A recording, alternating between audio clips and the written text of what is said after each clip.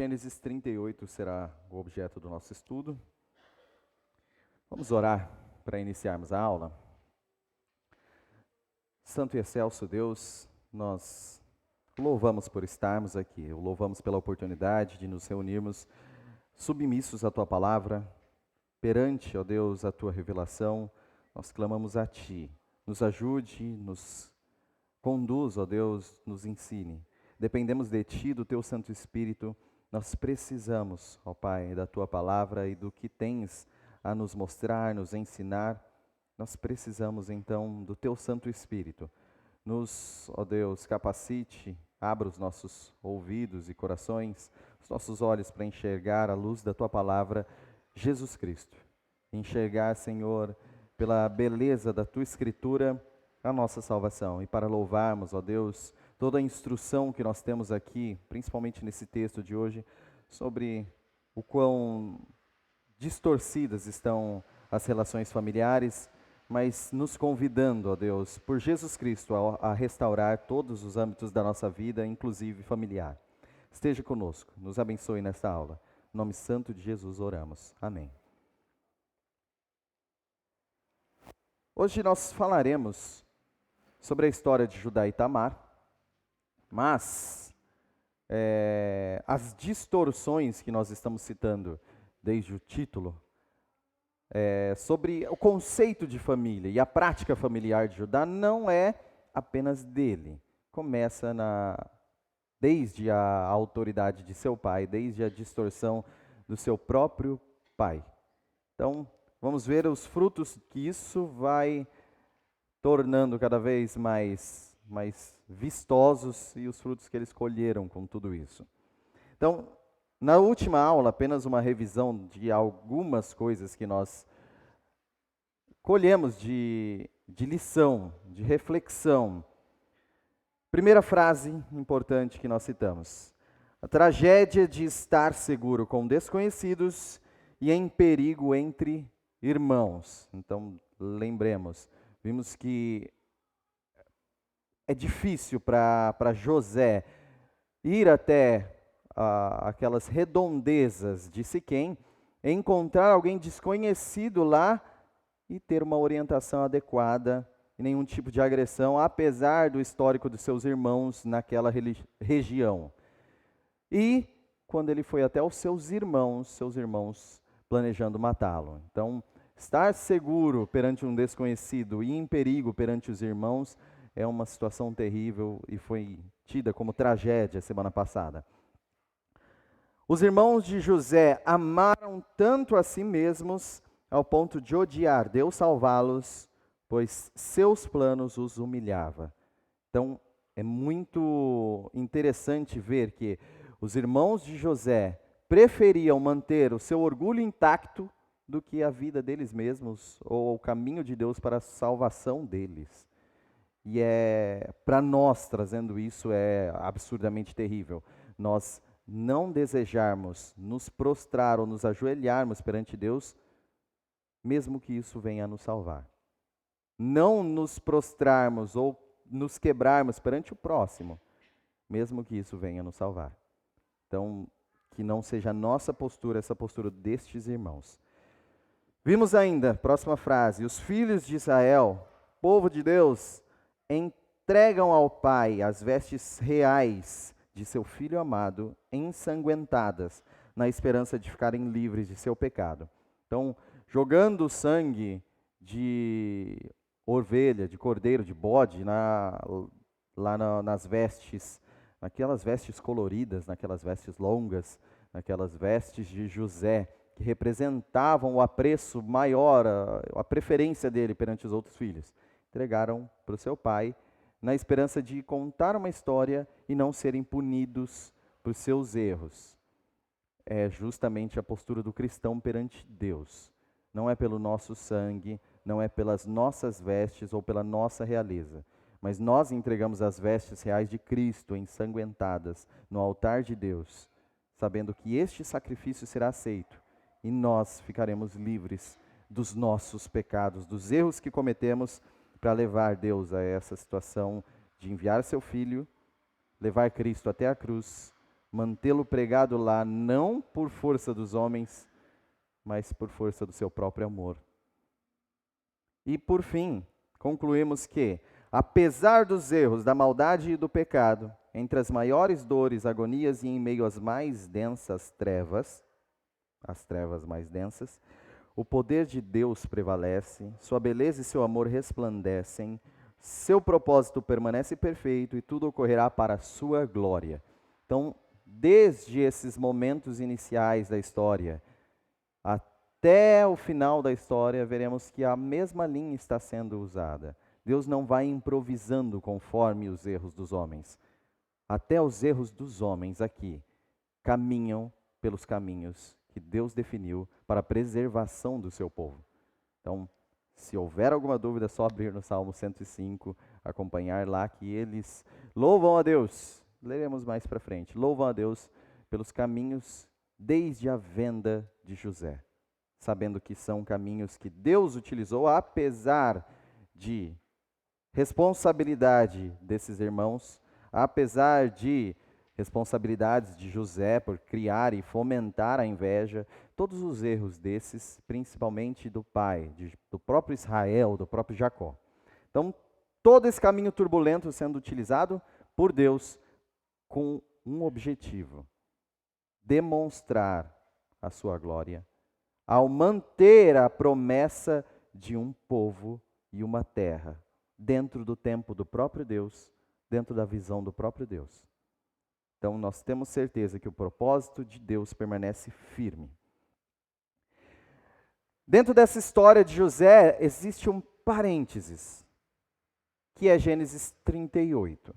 A narrativa não é de José, lembra? Esse 10º livro dentro de Gênesis não é o relato de José, é o relato dos filhos de Jacó. A descendência de Jacó, os descendentes de Israel.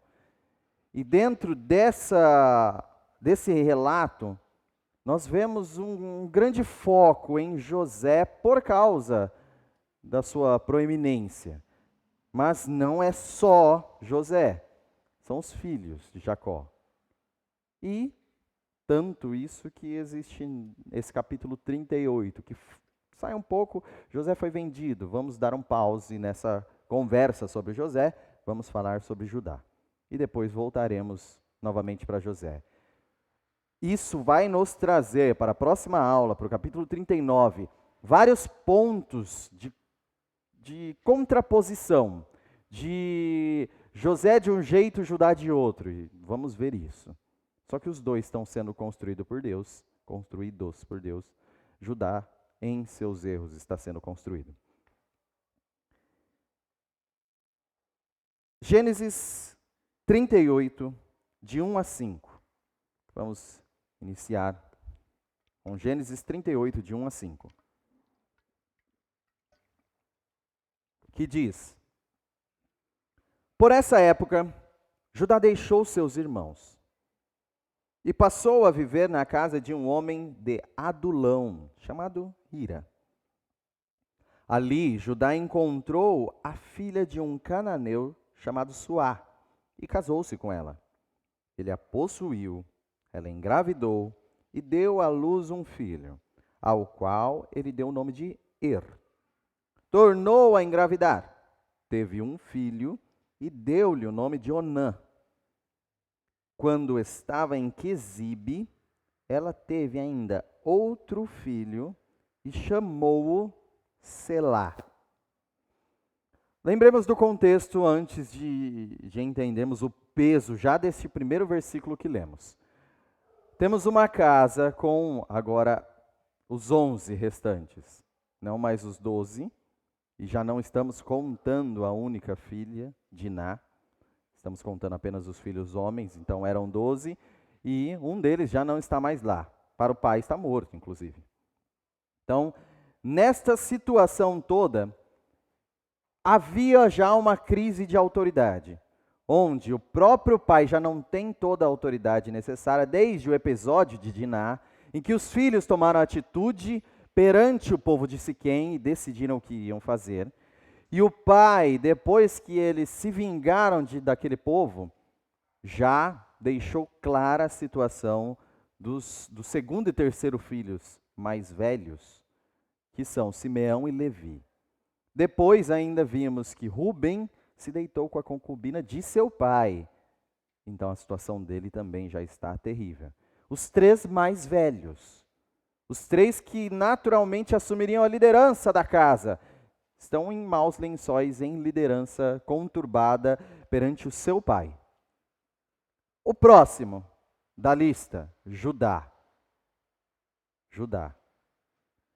E dentro dessa liderança conturbada, os olhos começam a se voltar, pelo menos indica-se a isso, para Judá, o próximo da lista. Olhos de seu pai, lembrem-se disso. Só que Rubem ainda estava tentando tomar o protagonismo, vimos isso, ele tentando salvar José para se mostrar para o pai como um bom líder, vimos isso, ele não estava preocupado com José, estava preocupado com o seu pai olhando para ele.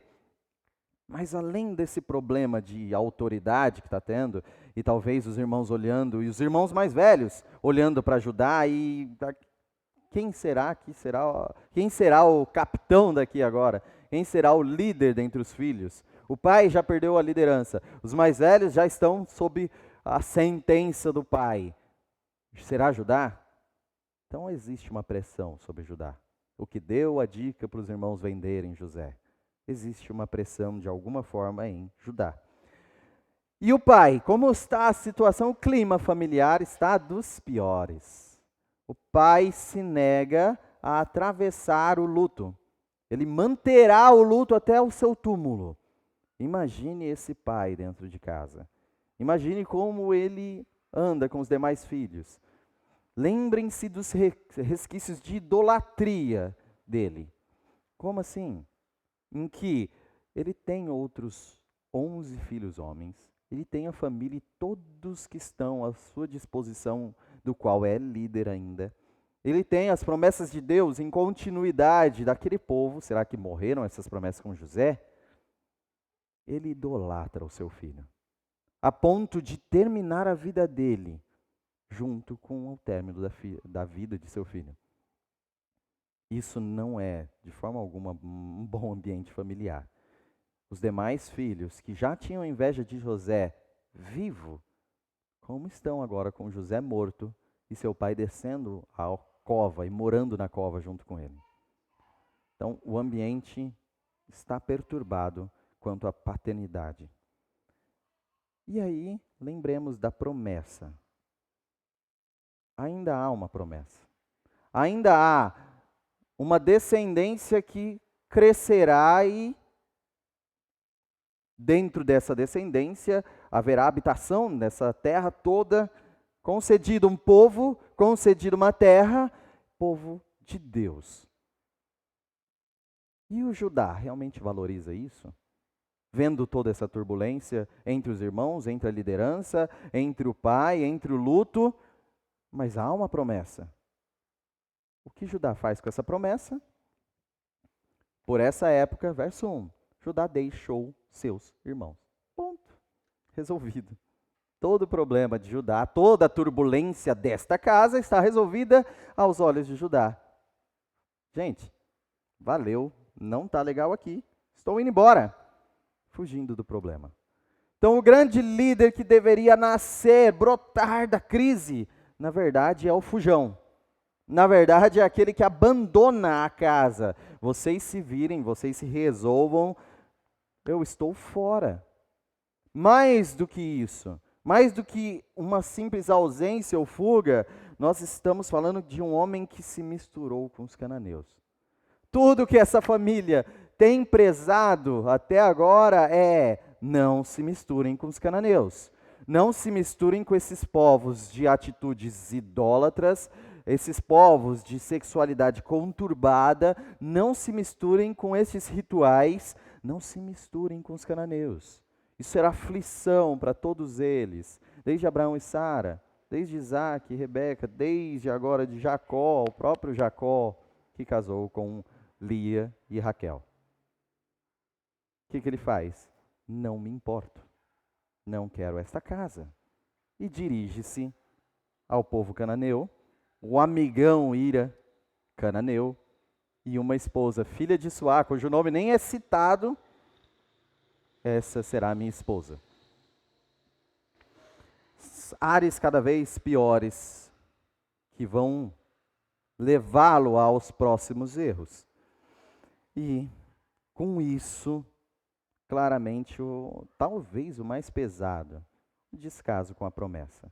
Ele não está nem um pouco preocupado com o quanto Deus está tratando diferente essa família em todo o mundo e prometendo uma descendência que há de trazer e fazer uma aliança de bem para com todas as famílias do mundo todo, da história toda.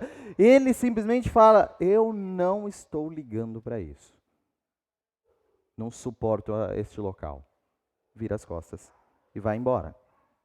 Então, desde já, nós temos duas grandes lições que podemos tirar destes versículos. Problemas pessoais, familiares e entre o povo de Deus não devem nos afastar de nossos irmãos, de nossa igreja, de nossa fé. E o que nós mais vemos, na verdade, é o contrário disso. Basta alguma turbulência, basta alguma dificuldade, basta alguma rispidez entre irmãos, alguém já está fora da igreja, alguém já está fora da sua família, alguém já está se ausentando. Passa-se a ter uma postura de não resolvamos os problemas, fujamos deles. Não vamos tentar harmonizar um ambiente turbulento. Vamos dissolver o ambiente, também resolve. E temos cada vez mais fujões, cada vez mais ausências, cada vez menos competência emocional, cada vez menos amor ao próximo e muito mais amor a si mesmo. O egoísmo entre nós reina muito mais do que o altruísmo. Lição 2. Nos momentos mais difíceis ainda precisamos de líderes. Embora imperfeitos, mas dispostos. Vocês valorizam os líderes que na turbulência continuaram, sofreram, rangeram dentes. Mesmo que você encontre alguma imperfeição, obviamente, a menos que você esteja olhando para Cristo, qualquer outro ponto de vista seu haverá imperfeição. Qualquer olhar para qualquer irmão, qualquer líder, qualquer situação haverá defeitos. Mas embora imperfeitos, estão dispostos a conduzir, a ajudar, a servir. Como nós temos valorizado a liderança, ou como nós temos nos disposto à liderança, a conduzir, a sofrer e conduzir, guiar. Como nós temos feito isso? Temos todas essas lições no contrário das atitudes de Judá. Estruturemos como tem sido a família agora de Judá. Podem ver os filhos de Judá. Então, temos Onã e Selá. Então, esses três filhos, para ficar bem claro como está. Observação, quem é a mãe dos três? A filha de Suá. Então, uma mulher cananeia, fora daquele vínculo do povo. Pode passar Gênesis 38, 6 e 7. Prossigamos a leitura. Judá escolheu uma mulher chamada Tamar para seu filho mais velho. E o Senhor reprovou a conduta perversa de filho mais velho de Judá, e por isso o matou. Então, pela sua perversidade, foi morto por Deus. Mas ele tinha uma esposa que foi dada pelo seu pai, Tamar. Então, bem claramente, faleceu, Tamar era a esposa. Pode passar. Próximo versículo, qual foi a providência tomada? Então Judá disse a Onã, verso 8, case-se com a mulher de seu irmão. Cumpra as suas obrigações de cunhado para com ela e dê uma descendência a seu irmão. verso 9 a 11 ainda. Mas Onã sabia que a descendência não seria sua. Assim, toda vez que possuía a mulher de seu irmão, derramava o sêmen no chão, para evitar que seu irmão tivesse descendência. O Senhor reprovou o que ele fazia e por isso o matou também. Disse então Judá à sua nora Tamar: more como viúva na casa de seu pai até que o meu filho Selá cresça, porque temia que ele viesse a morrer como os seus irmãos. Assim Tamar foi morar na casa do pai. Então, nós temos aí outra atitude, Tamar sendo dada a Onã como esposa, pode passar, Onã falecendo também, então os dois, ela só vai para o lado ali. Não?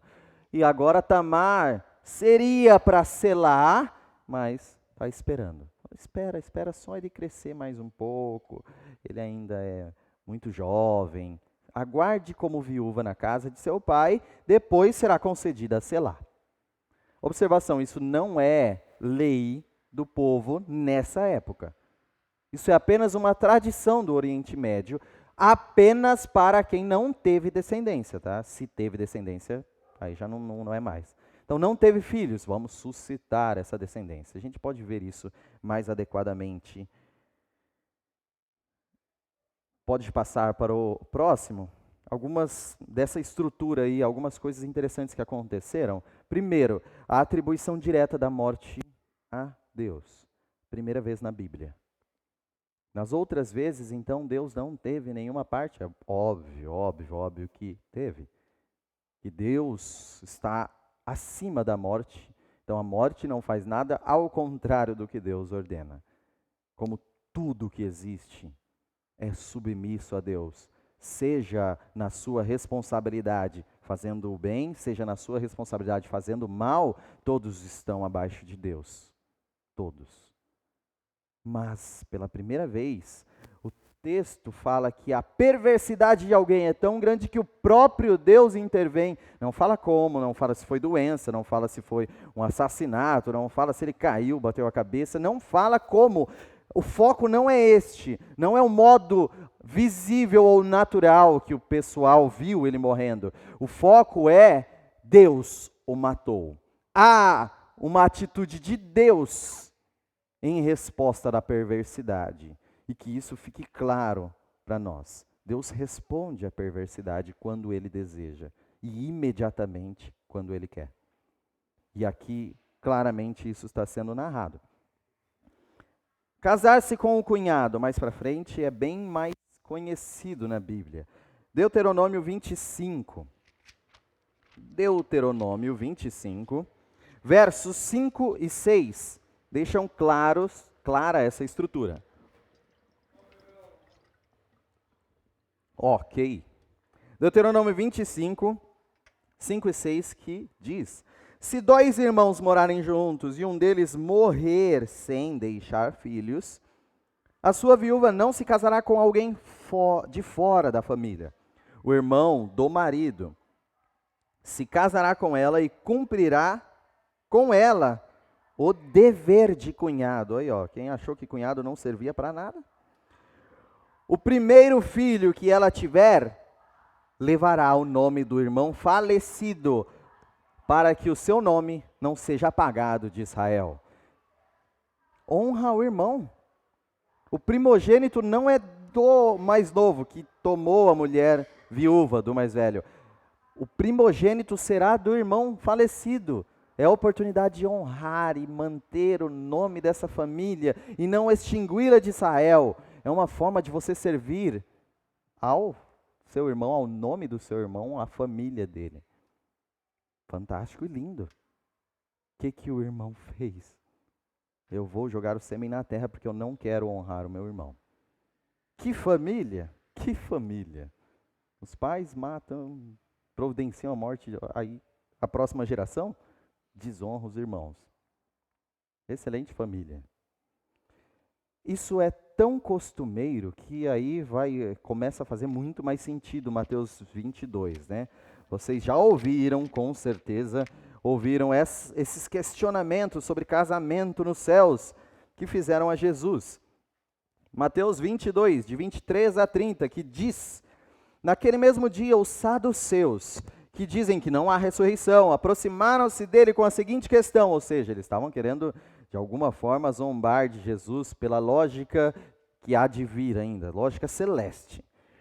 Mestre, Moisés disse que, se um homem morrer sem deixar filhos, seu irmão deverá casar-se com a viúva e dar-lhe descendência. Entre nós havia 7 irmãos. O primeiro casou-se e morreu. Como não teve filhos, deixou a mulher para o seu irmão.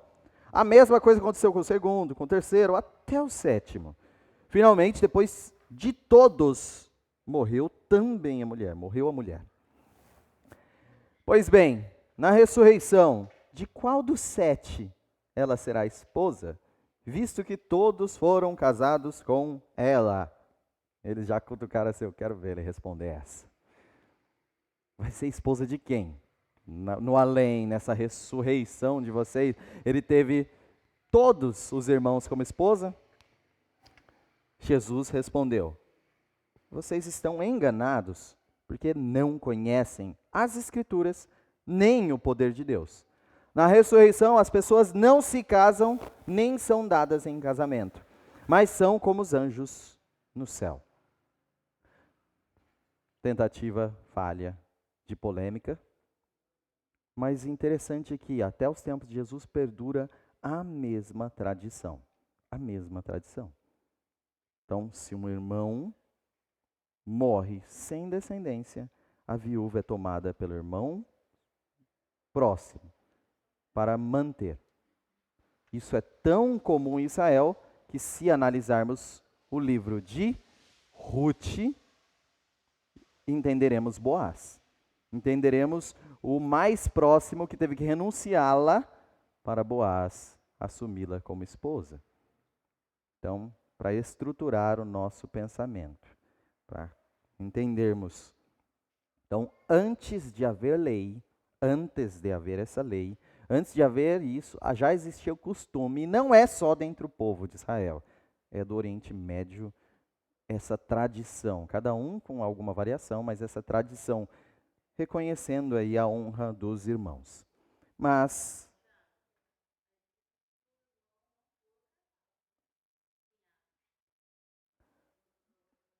a poligamia não era tão, vamos dizer assim, tão horrível aos olhos dele como é hoje em dia.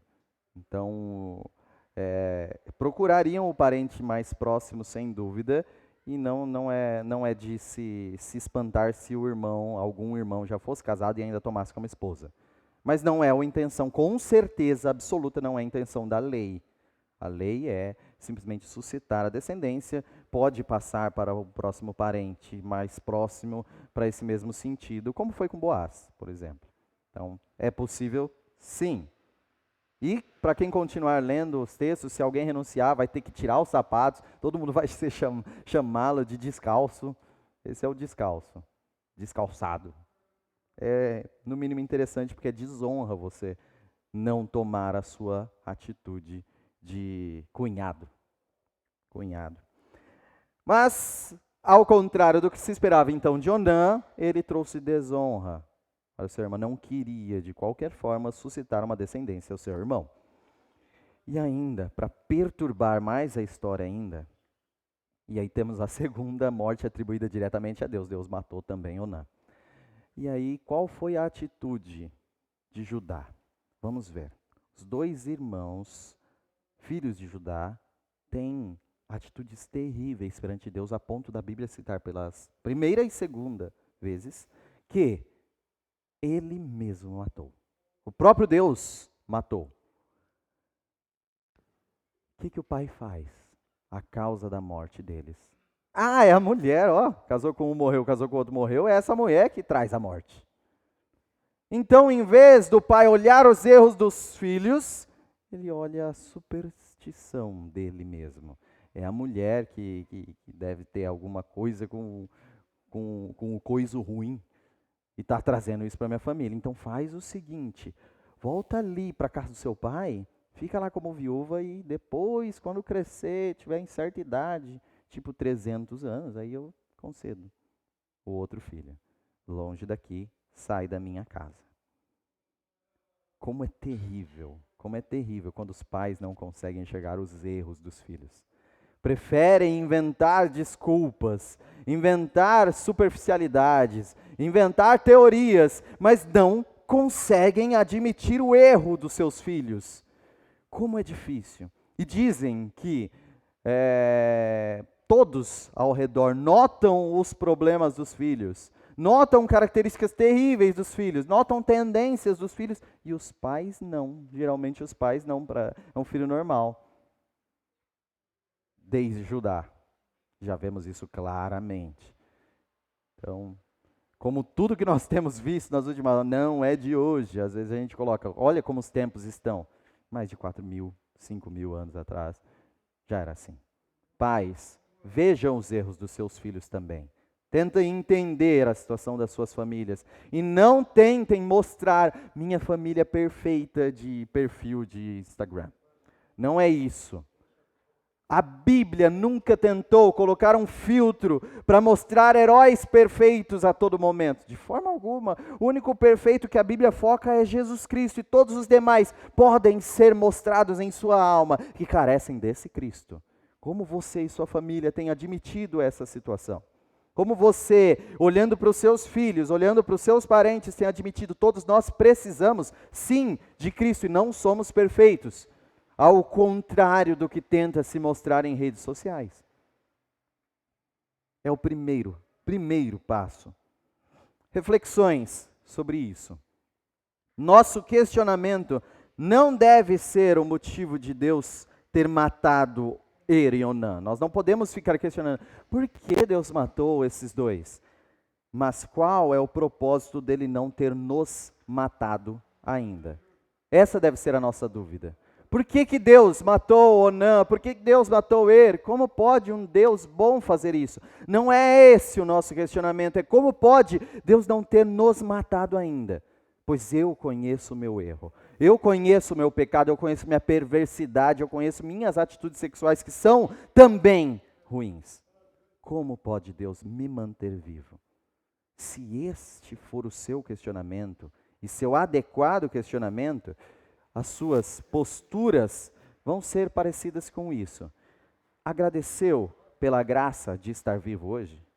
Você já louvou a Deus porque Ele tem tamanha misericórdia de você que o mantém vivo hoje? Hoje, já agradeceu?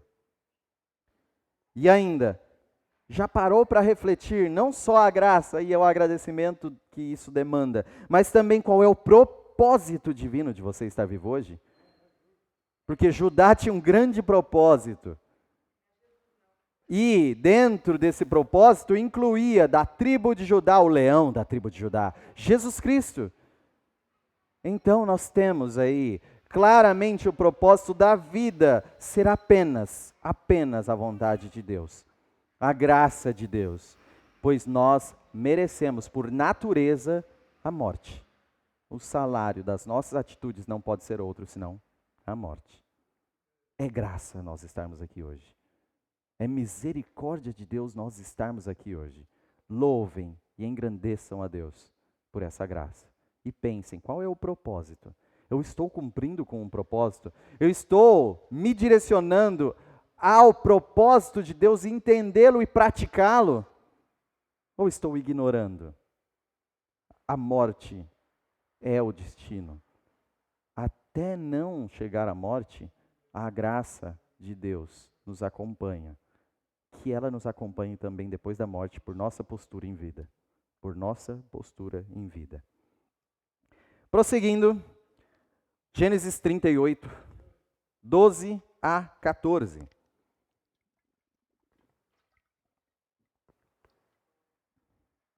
Gênesis 38, 12 a 14. Tempos depois, morreu a mulher de Judá, filha de Suá. Passando o luto, Judá foi ver os tosquiadores do seu rebanho em Timna com o seu amigo Hira, o adulamita. Amigão, continua junto. Quando foi dito a Tamar: seu sogro está a caminho de Timna para tosquear suas ovelhas, ela trocou suas roupas de viúva, cobriu-se com um véu para se disfarçar e foi sentar-se à entrada de Enaim, que fica no caminho de Timna. Ela fez isso porque viu que, embora Selá já tivesse crescido, ela não lhe tinha sido dada em casamento.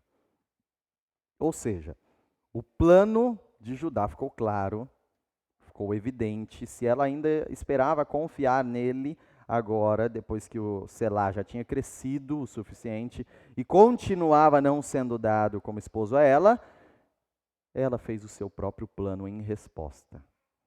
E é interessante citar a empatia do narrador com este plano dela.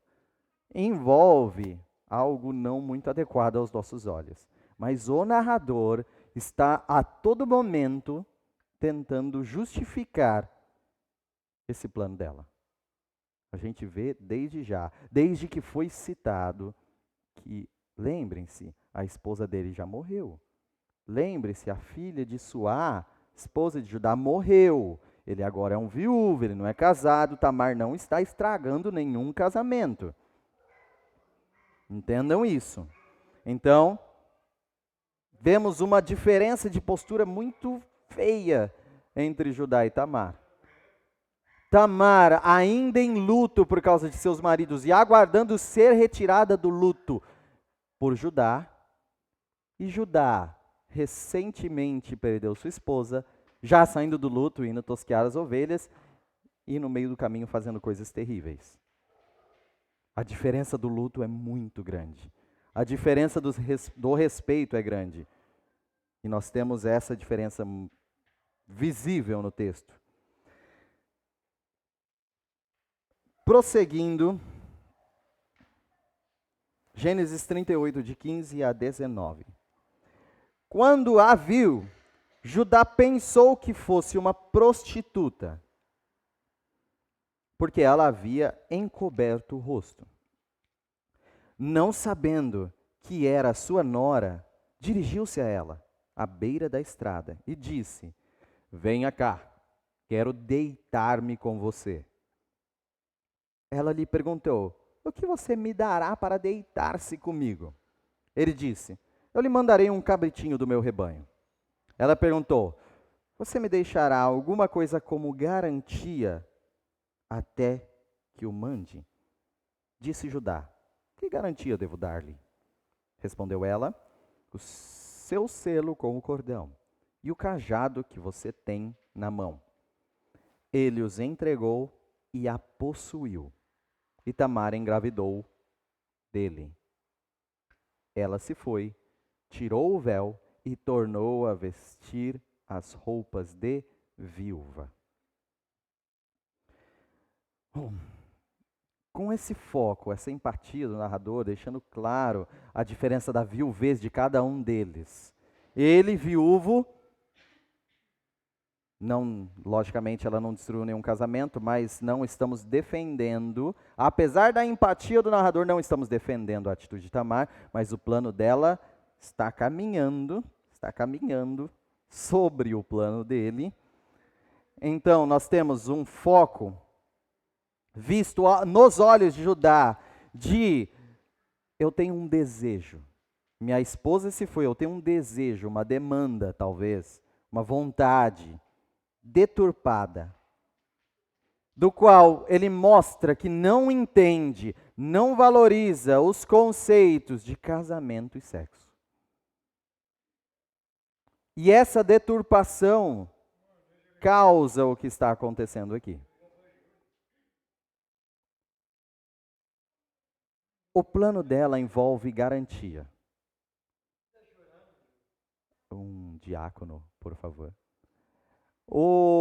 Só conversar lá fora. O plano envolve garantia. O plano envolve que ela, bom, se eu confiar de novo na palavra de Judá, novamente ele vai me dobrar.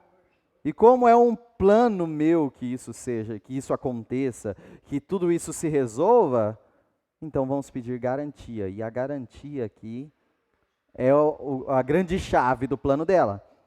Então, nós temos aí a garantia dada através de um cordão que possui um selo familiar, um selo de homem, um selo de responsabilidade, que a palavra dele, a carta, os escritos estão carimbados e garantidos. Esse é o selo dele. Pendurado num cordão, ele leva em todos os lugares. E juntamente um cajado, não é uma madeira qualquer, mas algo entalhado, algo pessoal, algo que ele reconhece como dele, que mostra tanto a postura dele como chefe de família, também como as características pessoais daquele cajado, exclusivas. Não é algo comprado em lote igual de todos. Então, duas coisas que caracterizam justamente quem ele é, a autoridade que ele carrega, são deixadas ali como garantia. Esse é o plano de Tamar. Deixados como garantia. E ela, para mostrar que apenas faz parte da reação dela, volta às vestes de viuvez. Ela volta à postura dela de não estou satisfeita. Ele continua, bom, eu me satisfiz sexualmente. Ela, eu não era o meu objeto esse. Ainda estou viúva, meu plano segue. Ainda estou abandonada, meu plano segue. Então pode passar. Desprezando o que verdadeiramente é o casamento e o sexo como parte dele, você destrói o conceito de família. Se você não valorizar adequadamente o sexo como submisso e apenas parte do casamento, que é muito mais do que isso, que é muito maior do que isso, mas esse detalhe não pode ser de forma alguma fora do casamento. Se você não entendeu isso, você não entendeu o conceito de família, a sua caminhada é para longe da família. É para destruir o conceito de família. Seja qual for a sua atitude, você está destruindo família. E às vezes, famílias. Como o próprio Judá está aqui, com todo esse conceito de casamento do seu filho, todo o conceito de casamento da sua nora, todo o conceito de família destruído. De tal forma que o sexo para ele foi só uma atitude com uma prostituta cerimonial, ritualística, no meio do caminho. O que nós temos com isso é que se nós não entendemos o casamento adequado, não entenderemos de forma alguma como construir família. Li de um pastor recentemente, isso no Twitter, essa frase, achei muito interessante.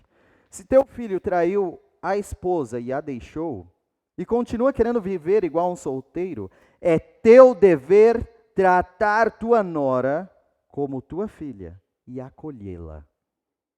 Resista ao seu filho mimado, seja firme e condene suas atitudes. É isso que nós vemos hoje em dia? Ou é a mãe passando a mão na cabeça do filhinho? Ah, não, mas ela realmente era uma má esposa. Ela só lavava roupa 6 vezes ao dia. Ela cozinhava e colocava muito sal, então faz sentido ele ir atrás de outra mulher. Olha isso. São absurdos, mas acontecem. Acontece muito. Mães que, o meu filhinho coitado, casou errado. Gente, a partir de que casou, a nora é família. A partir de que ele errou, a nora é filha. Ignore o filho. Ignore o que saiu do ventre. Ignore enquanto ele não ter a postura de arrependimento e reconstruir. Valorize família conforme a Bíblia coloca. Valorize família conforme Deus ordena. Seja um servo submisso, como falamos de discipulado. Seja um servo de Cristo, não um servo do diabo, no seu amor egoísta ao erro de seus filhos. Então, devemos entender que Judá não podia de nenhuma forma mandar sua nora de volta para a casa de seu pai. Olha a humilhação. Você não faz parte agora, nesse momento, durante um período dessa família. Mesmo que fosse para aguardar seu filho crescer, que aguardasse debaixo de sua casa, cuidado como filha. Não, a superstição falou ainda mais alto e ele mandou vexatoriamente para a casa de seu pai novamente. Aguarde lá. E nem foi buscá-la de novo, porque eu acredito que ela trará morte ainda para o meu último filho. Todos esses terrores são formas de não entender o que é família. Até o papel de nora é muito valorizado na Bíblia. Muito.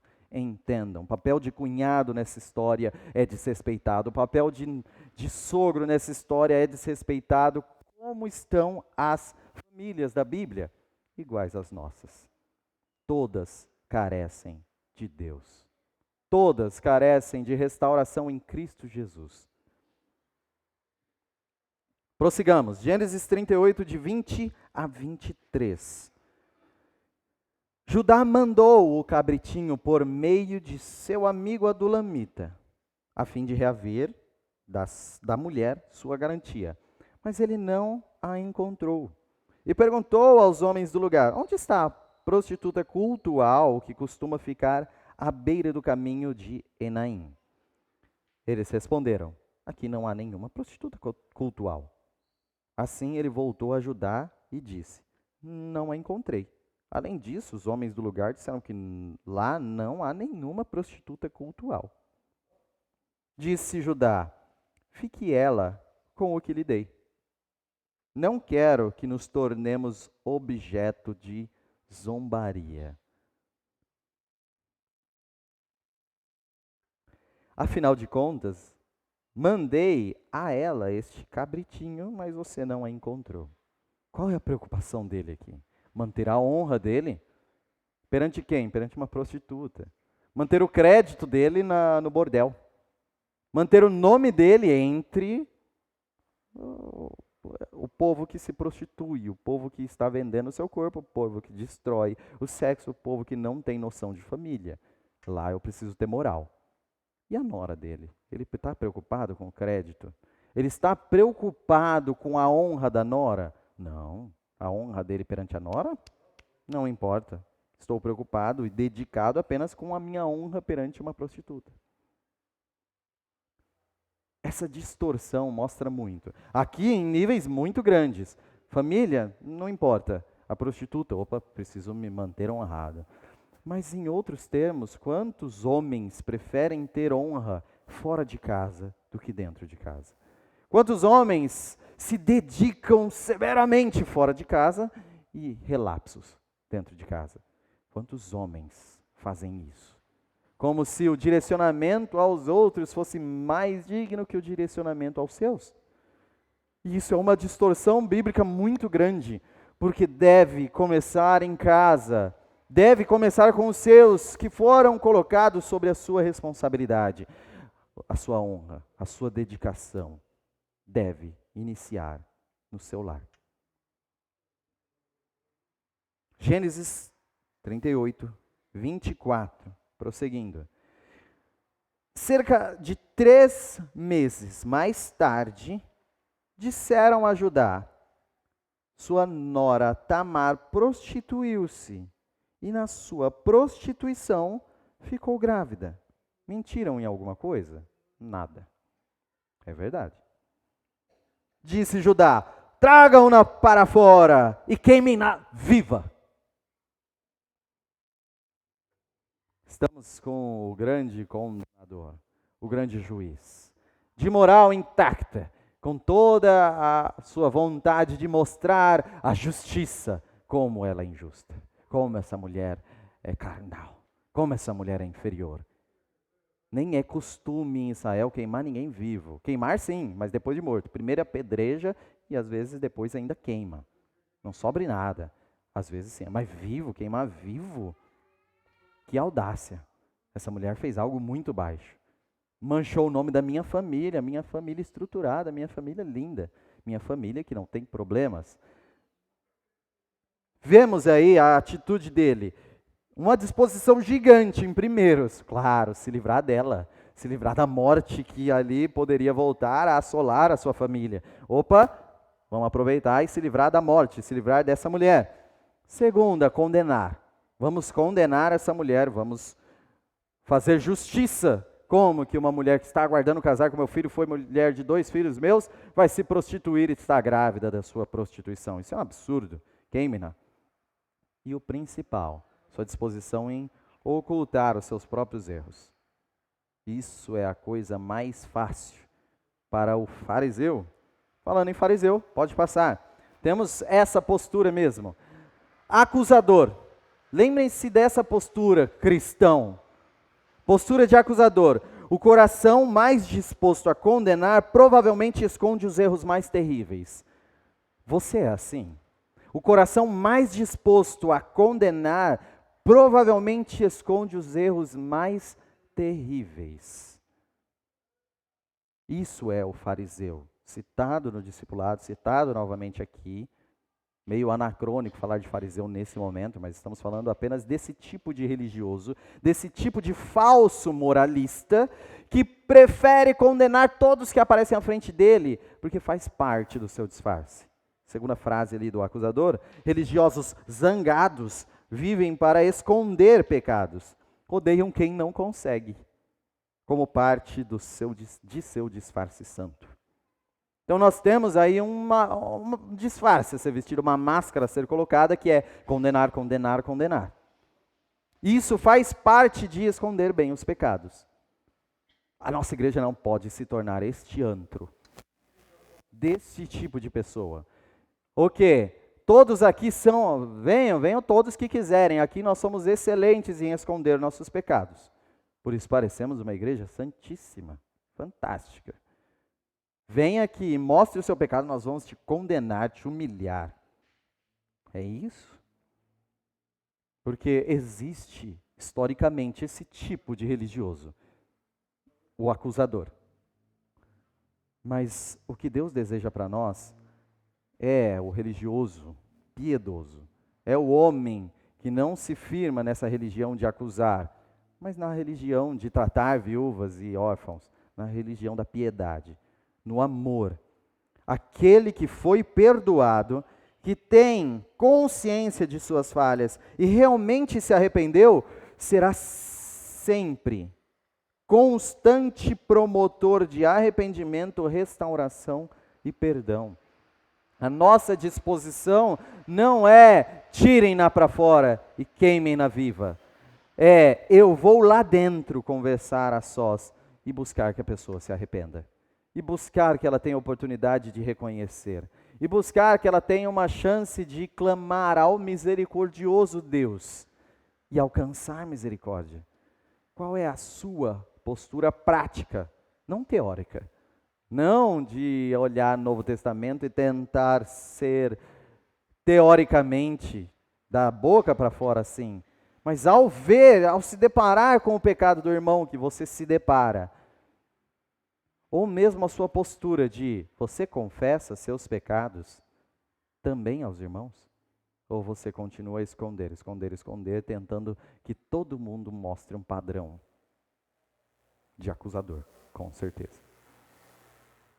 Quando teremos maturidade para confessar pecados, nos perdoar e nos guiar ao arrependimento mutuamente?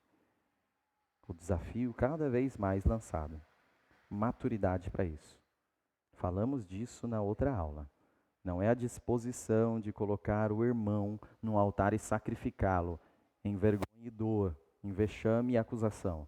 É a disposição de todos nós olharmos para o único sacrifício que é aceito perante Deus, Jesus Cristo, e restaurar a todos.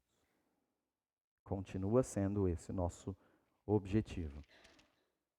Prossigamos, versos 25 a 26. E o tempo se esvai. Versos 25 a 26. Quando ela estava sendo levada para fora, mandou o seguinte recado ao sogro: estou grávida do homem que é dono dessas coisas.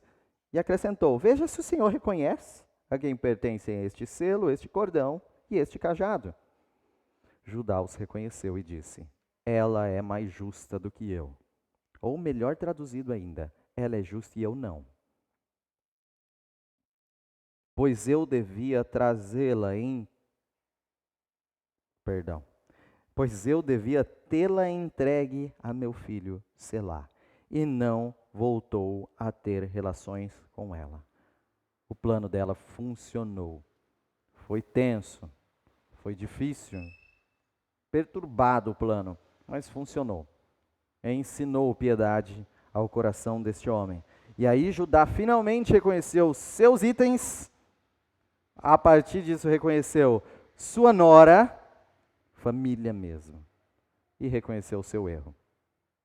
Finalmente reconheceu. E trouxe Tamar, abrigou Tamar, e com respeito necessário, nem a tomou como esposa, começou a possuí-la. Trouxe para casa e cuidou dela como deveria fazer desde o começo. Desfecho da história, versos 27 a 30. Quando lhe chegou a época de dar à luz, havia gêmeos em seu ventre. Enquanto ela dava à luz, um deles pôs a mão para fora. Então a parteira pegou um fio vermelho e amarrou no pulso do menino, dizendo: este saiu primeiro.